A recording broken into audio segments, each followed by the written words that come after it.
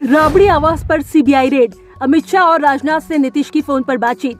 बिहार के मजदूरों पर अत्याचार में नीतीश तेजस्वी की सुर अलग, पीएम मोदी ने किया नीतीश को फोन। अचानक कैसे बदल गया बिहार की राजनीति में पूरा घटनाक्रम। राबड़ी आवास पर सीबीआई की रेड, सही हो गया राजनीतिक प्रयोग।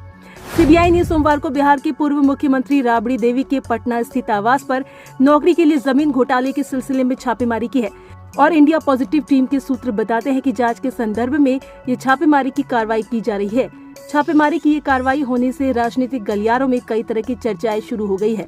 दरअसल सीबीआई रेड से पहले पिछले एक सप्ताह में बिहार में कई ऐसी राजनीतिक घटनाक्रम हुए हैं जिसको लेकर तरह तरह की चर्चाएं चल रही है, जिनको लेकर शंका हो रही है ये संयोग है या फिर राजनीतिक प्रयोग। आइए पूरा मामला समझाते हैं आपको। जमीन के बदले नौकरी मामले में रेड। जमीन लेकर नौकरी दिलाने के मामले में सीबीआई की टीम सोमवार सुबह सीबीआई की टीम राबड़ी आवास पर छापेमारी करने पहुंची। सीबीआई मामले में पूर्व रेल मंत्री लालू प्रसाद के खिलाफ अभियोजन की मंजूरी मिल गई है। इसी साल जनवरी में एजेंसी ने संबंधित अदालत के समक्ष अभियोजन स्वीकृति पत्र प्रस्तुत किया था। सीबीआई ने पिछले साल अक्टूबर में लालू प्रसाद, राबड़ी देवी और उनकी बेटी हेमा यादव सहित मामले में 16 आरोपियों के खिलाफ आरोप पत्र दायर किया था। सीबीआई ने कोर्ट के समझ रखी अपनी जांच रिपोर्ट में कहा था कि इन जांच के दौरान ये पाया गया कि आरोपियों ने मध्य रेलवे के तत्कालीन महाप्रबंधक और केंद्र रेलवे के सीपीओ के साथ साजिश कर जमीन के बदले में अपने या अपने करीबी रिश्तेदारों के नाम पर लोगों को नियुक्त किया था। ये जमीन प्रचलित सर्किल रेट से कम और बाजार दर से काफी कम कीमत पर अधिग्रहित की गई थी। सीबीआई ने अपनी चार्जशीट में ये भी आरोप लगाया कि उम्मीदवारों ने गलत टीसी का इस्तेमाल किया और रेल मंत्रालय को झूठे प्रमाणित दस्तावेज जमा किए हैं।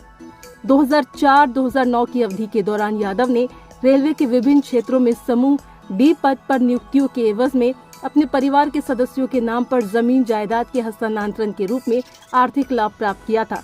ये छापेमारी इसीलिए अहम मानी जा रही है क्योंकि साल 2017 में आय से अधिक संपत्ति मामले में तत्कालीन डेप्यूटी सीएम तेजस्वी यादव का नाम सामने आने पर सीएम नीतीश कुमार ने मीडिया में आकर कहा था कि तेजस्वी यादव को तमाम आरोपों पर सफाई देनी चाहिए। इसके बाद उन्होंने महागठबंधन से अलग होने का फैसला लिया। हाल ही में बिहार के सीएम नीतीश कुमार ने मीडिया कर्मियों से बातचीत में कहा कि केंद्रीय गृह मंत्री अमित शाह से फोन पर उनकी बात हुई। सीएम ने कहा कि अमित शाह ने उन्हें कॉल किया था जिसमें उन्होंने इस बात की जानकारी दी थी कि बिहार के राज्यपाल बदले जा रहे हैं। नए राज्यपाल के तौर पर राजेंद्र विश्वनाथ अर्लेकर को नियुक्त किया गया है, जबकि राज्यपाल बदलने का पूरा अधिकार केंद्र के पास होता है और झारखंड में राज्यपाल बदलने के दौरान हेमंत सरकार को अमित शाह की ओर से सूचना दी गई। पिछले दिनों वैशाली में गलवान के शहीद के पिता की गिरफ्तारी को लेकर केंद्रीय रक्षा मंत्री राजनाथ सिंह ने नीतीश कुमार को कॉल किया था। यहाँ गौर करने वाली बात यह है कि इस मुद्दे को लेकर बीजेपी विधायकों के हंगामे के बाद डेप्यूटी सीएम तेजस्वी यादव ने विधानसभा में कहा कि इस मामले में कानून अपना काम कर रही है, लेकिन राजनाथ सिंह और नीतीश कुमार की फोन पर बातचीत के कुछ ही घंटे बाद शहीद के पिता जेल से जमानत पर बाहर आ गए। साथ ही सीएम नीतीश ने मामले में जांच के आदेश दे दिए। तमिलनाडु में बिहार के मजदूरों के साथ मारपीट मामले में बिहार के डिप्टी सीएम तेजस्वी यादव लगातार विधानसभा में कहते रहे कि ये गलत आरोप है।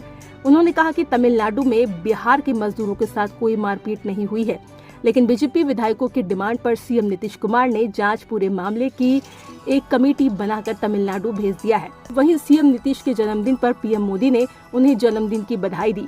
इसके अलावा बीजेपी की शासित राज्यों के कई मुख्यमंत्रियों ने भी सीएम नीतीश को जन्मदिन की बधाई दी। सीएम नीतीश ने भी पीएम समेत सभी नेताओं को शुक्रिया कहा। गौर करने वाली बात तो ये है कि जन्मदिन की बधाई देने में तेजस्वी यादव का ट्वीट देर से आया। पिछले एक सप्ताह में बिहार में 5 ऐसी राजनीतिक घटनाएं हुई, जिसके बाद राजनीतिक गलियारों में तरह तरह की चर्चाएं शुरू हो गई। यहाँ याद दिला दें कि नीतीश कुमार की पार्टी जेडीयू के राज्यसभा सांसद अभी भी राज्यसभा के डिप्टी स्पीकर है। साथ ही दिल्ली की पूर्व उप मुख्यमंत्री मनीष सिसोदिया पर कानूनी शिकंजा कसने के मामले में भी जेडीयू ने कोई विरोध नहीं किया है। सिसोदिया पर हुई कार्रवाई के विरोध में लिखी गई चिट्ठी से भी जेडीयू ने खुद को अलग रखा है।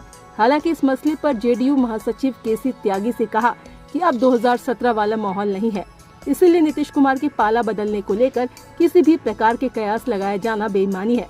फिर भी सियासत में कभी भी कुछ भी हो सकता है। ऐसे में क्या बीजेपी और जेडीयू के बीच खिचड़ी पक रही है, ये सवाल मन में कौंध रहा है। Bureau report, India positive.